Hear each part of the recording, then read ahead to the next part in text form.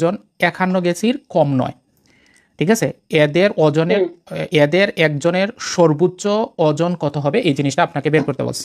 তাহলে 3 জন লোকের ওজনের গড় দেওয়া আছে 53 কেজি। তাহলে আমরা যদি 3 জনের বয়সের সমষ্টি আমরা বের করে নিতে পারি, তাই না? বয়সের সমষ্টি, আচ্ছা বয়সের সমষ্টি কত হবে? 53 × 3, তাহলে কত হয়? 100 কত 59 হয়। 159 হচ্ছে আপনার 3 জনের, তাই না? 3 জনের। আচ্ছা, এখন আপনাকে বলছে যে কয়জন আছে? 3 জন আছে।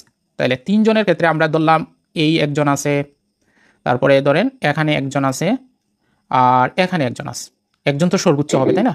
এই 3 জনের যদি আপনি যোগ নেন তাহলে হবে 159 হবে।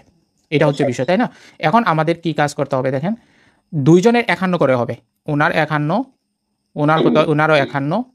তাহলে এই 2 জন মিলে কত হয়?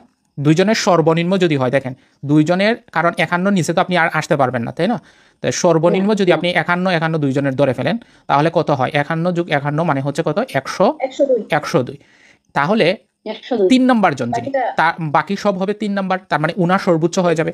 2 জনের যদি আমরা সর্বনিম্ন নিয়ে যাই তাহলে আরেকজনের কিন্তু সর্বোচ্চ হয়ে যাবে।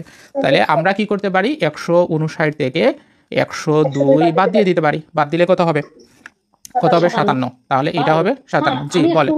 জি বলে এখানে তো এদের কারো ওজন 51 কেজি কম, এই কথাটা বুঝাই দেন। মানে হচ্ছে যে সর্বনিম্ন ধরেন 3 জন আছে, তাই না? তো 3 জনের 3 জন মিলে হচ্ছে 159, 3 জন। এখন কারো বয়স 3 জনের মধ্যে এই ধরেন এই একজন, মোট হচ্ছে 3 জন। তো এখন 3 জনের মধ্যে কারো হচ্ছে 51 কেজির নিচে নাই, তাহলে একজন